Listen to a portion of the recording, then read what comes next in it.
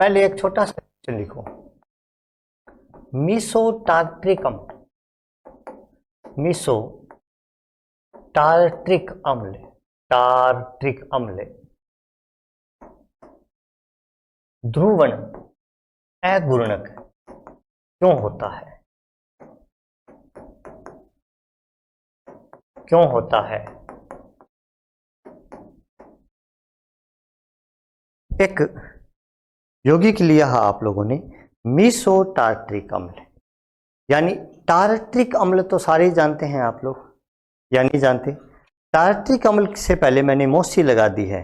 मोसी का मतलब वो मोसी नहीं है जो आप लोग सोच रहे हो, ये वास्तव में टार्ट्रिक अम्ल ही है। और मीसोटार्ट्रिक अम्ल की एक खास बात है, सुनो आप लोग ध्यान से। मीसोटार्ट्रिक अम्ल कुछ ऐसा होता है, ये कार्बन है, कार्बन के साथ में यहाँ पर मान लो COOH है। एक बार मैं 3D नहीं बना रहा, OHH, और बनाने की जरूरी भी नहीं है, समझ में भी आ जाएगा आपके। COH, ये टार्ट्रिक अम्ल है। इसमें जो OH है वो इधर भी हो सकते हैं, एक दूसरे की विपरीत दिशाओं में भी हो सकते हैं। जैसे मान लीजिए ये OH इधर भी हो सकते हैं, OH इधर भी हो सकते हैं, H ऐसे भी हो सकते हैं। अब मैं ऐसे वाली स्थिति की बाद में बात करूंगा, अभी इसकी सुनो, ध्यान से सुनना। वह कार्बन जिससे जुड़े चारों समूह या परमाणु असमान हो वो किरेल कार्बन होता है, एकदम होता है। ये वाला कार्बन देखो आप ध्यान से, और ये देखो क्या ये कार्बन हाइड्रोजन से जुड़ा है, OH से, COOH से, और एक ये इतने बड़े समूह से। इसका मतलब ये चारों के चारों समूह इस कार्बन के लिए अलग अलग हैं। इसका मतलब this carbon is chiral carbon.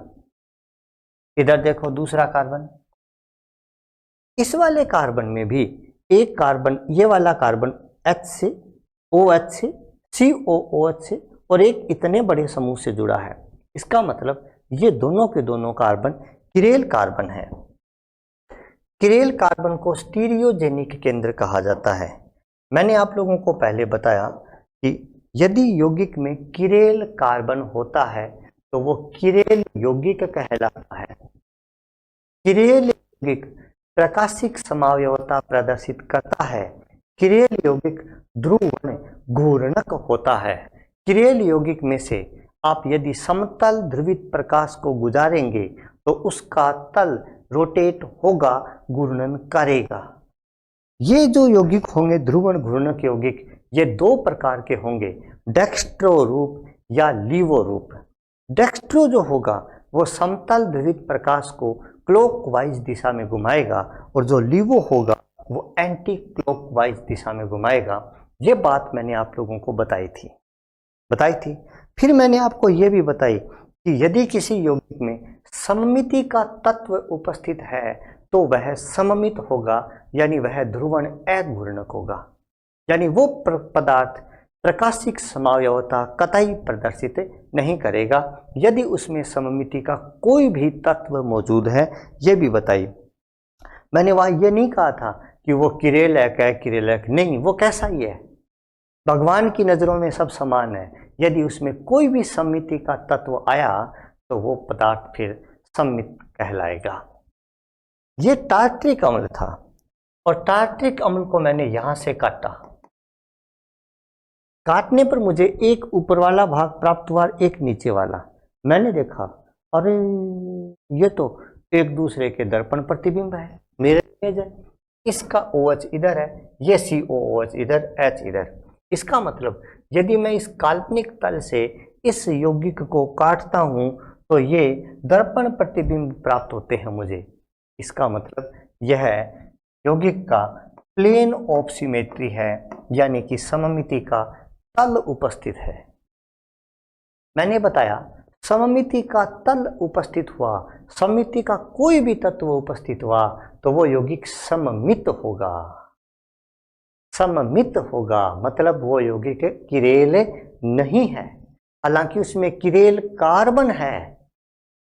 Chiral carbon होने से किरेल नहीं हो जाएगा यौगिक। मैं समझाऊंगा आप लोगों को। इसका मतलब सिर्फ और सिर्फ शिक्षक वो नहीं है जो परीक्षा पास करके आया है।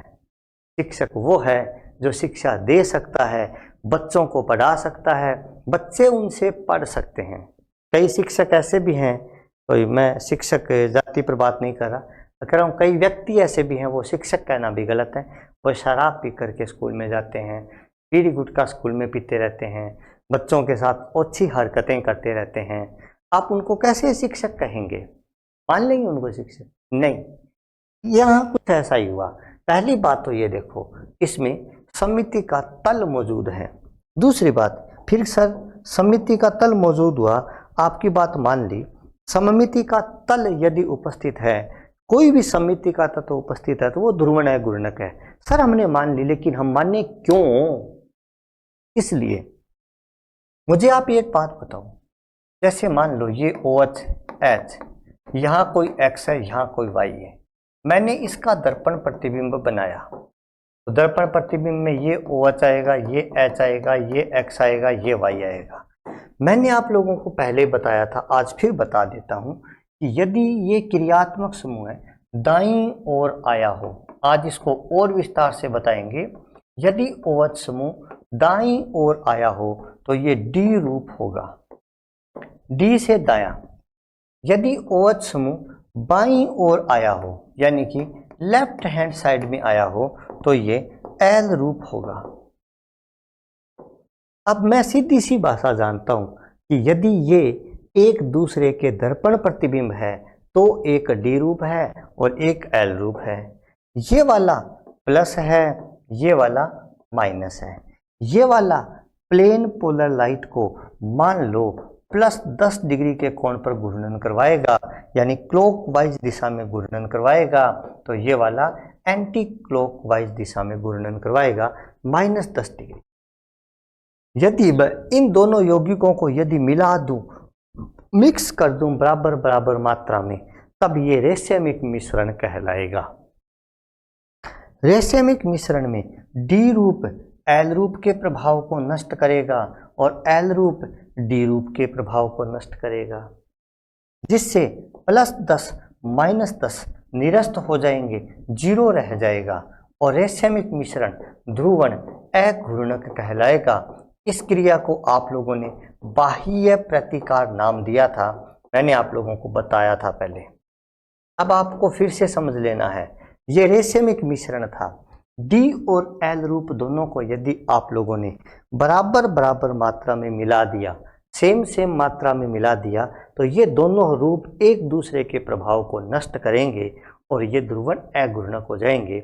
इसे बाह्य प्रतिकार कहेंगे। अब इधर देखो, ये D ये L क्यों था? क्योंकि ये इसका दर्पण प्रतिबिंब था। अब देखो, ऊपर वाला भाग और नीचे वाला भाग एक दूसरे के दर्पण प्रतिबिंब है। हालांकि OH सेम दिशा में है, इसका कोई फर्क नहीं पड़ेगा, क्योंकि आप लोगों ने इनको बना ऐसे रखा है घुमा करके।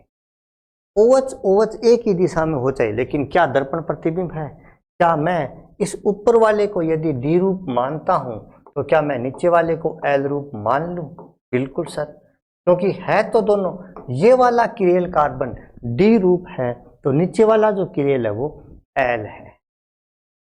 अब क्या होगा, एक ही यौगिक में दोनों रूप हैं, इसका मतलब ये D इसके L को और ये L इसके D को नष्ट कर देगा। इस यौगिक के अंदर ही यह क्रिया होगी, इसलिए इसे अंतः प्रतिकार या आंतरिक प्रतिकार कहेंगे, जिससे ये एक दूसरे के प्रकाशिक गुणों को नष्ट कर देंगे और ध्रुवण अघूर्णक हो जाएगा। हालांकि इसमें 2 किरेल कार्बन उपस्थित है, तो याद रखना ये मिसो रूप होता है। तो देखो, टार्ट्रिक अम्ल में इसका आंसर लिखो, टार्ट्रिक, हमारा टार्ट का मेरे टार्ट्रिक अम्ल में 2 किरेल कार्बन होते हैं।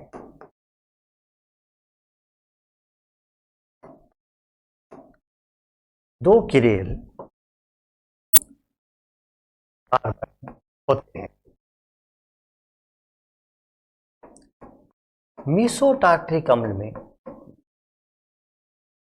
किरेल कार्बन तो दो ही है, बदला थोड़ी है ये। मीसो टार्ट्रिक अम्ल में प्लेन ऑफ सिमेट्री यानी कि तल, सममिति का तल पाया जाता है।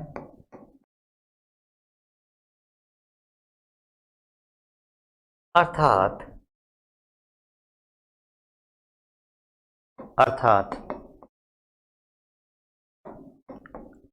यौगिक के दोनों कार्बन, दोनों किरेल कार्बन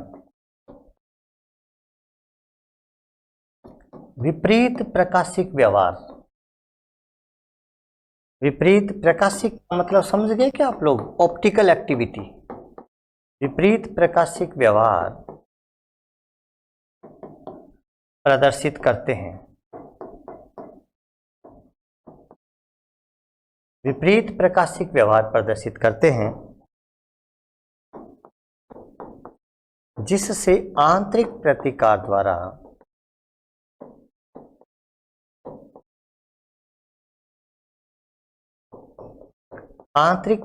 द्वारा ये एक दूसरे के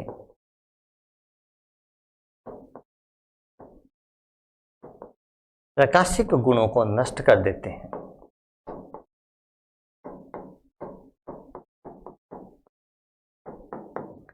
प्रकाशिक गुणों को नष्ट कर देते हैं।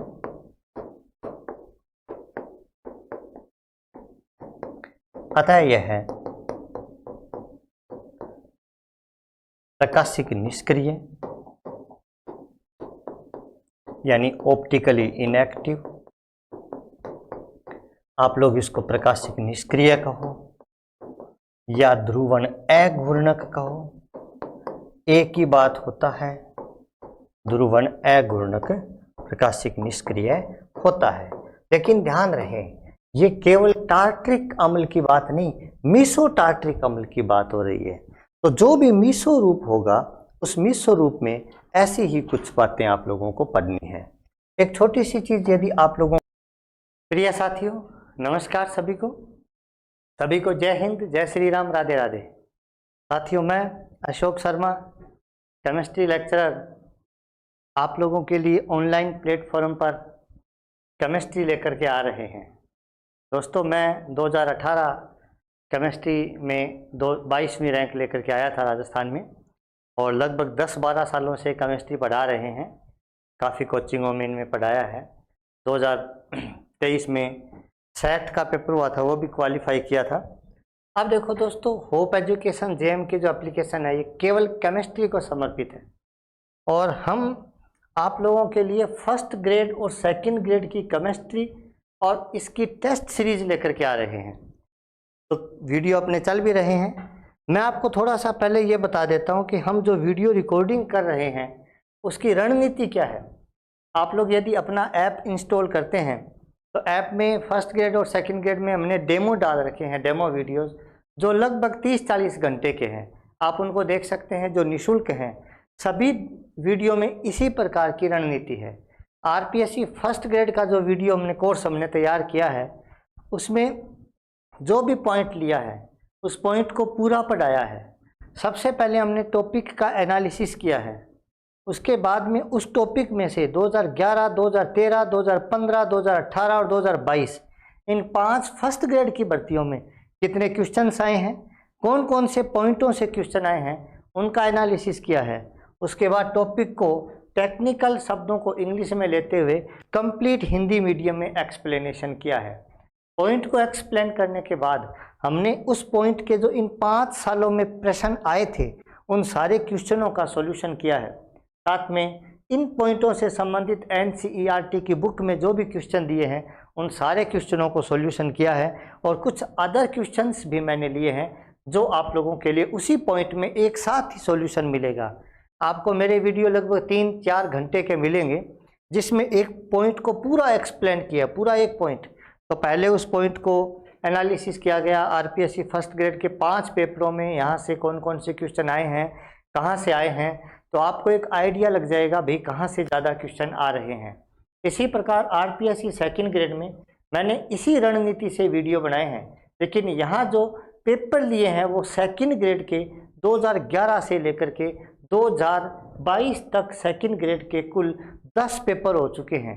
10 पेपरों में 2011 कोर्ट ऑर्डर से 2011 हुआ, 2013 special education second grade 13, 16 Sanskrit 2018, special education TSP 2018, 2018 Sanskrit education 2022 और जनरल 2022।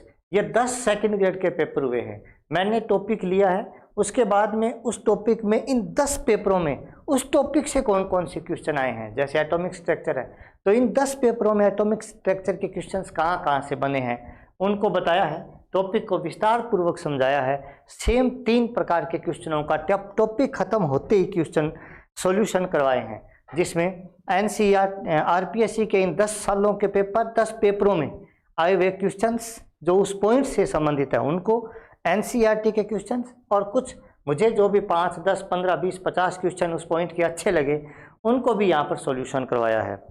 ये तो वीडियो की रणनीति है। अब देखो दूसरी बात और बता दूं आप लोगों को मैं, जो संपूर्ण रिकॉर्डेड कोर्स है वो दोनों प्रकार के मीडियम हिंदी और इंग्लिश दोनों प्रकार के माध्यम के बच्चे देख सकते हैं। फिर भी डेमो देख करके एक बार जो भी हमने फ्री में डेमो डाल रखे हैं उनको देख लेना आप लोग बढ़िया तरीके से।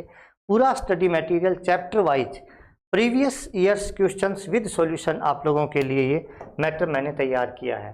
फर्स्ट ग्रेड और सेकंड ग्रेड की टेस्ट सीरीज भी तैयार की है। फर्स्ट ग्रेड की जो टेस्ट सीरीज है वो 78 प्रकार के पेपर मैंने लिए हैं, जिनमें 35 पेपर अदर स्टेट्स के हैं और 43 पेपर राजस्थान के हैं केमिस्ट्री से संबंधित।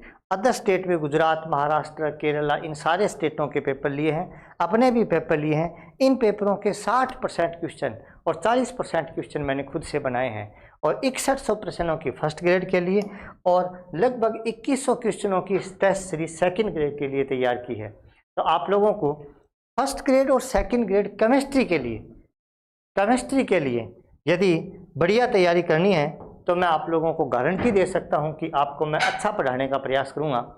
इसके अलावा मैं ये भी बताता हूं कि पट्टी पर नंबर चल रहे हैं हमारे, आप किसी भी वक्त हमसे क्वेश्चन आंसर पूछ सकते हैं और हम जैसे ही फ्री होते हैं आपके क्वेश्चन आंसर को सॉल्यूशन करके आपको संतुष्टि प्रदान करने का प्रयास करते हैं। दोस्तों, केमिस्ट्री को समर्पित हमारे चैनल आप लोगों को केमिस्ट्री के क्षेत्र में आगे बढ़ाएगा। नवरात्र स्थापना होने वाली है, माता जी का आशीर्वाद बरसेगा। आप लोगों से मेरा यही कहना है कि ज़्यादा से ज़्यादा जुड़े, फ़ायदा उठाएं, ऐप इंस्टॉल करें और ऐप में दिए गए डेमोज जो हैं वो देखें। ऐप टेलीग्राम का लिंक हमारे डिस्क्रिप्शन में दिया गया है, आप वहां से जाकर के आप उनको इंस्टॉल कर सकते हैं, डेमो वगैरह देख सकते हैं फर्स्ट ग्रेड और सेकंड ग्रेड के बढ़िया तरीके से। और आप लोगों को तय बात है अच्छे लगेंगे, यदि अच्छे लगें तो आप संपर्क करिएगा। आप सभी को बहुत बहुत धन्यवाद। जय हिंद, जय श्री राम।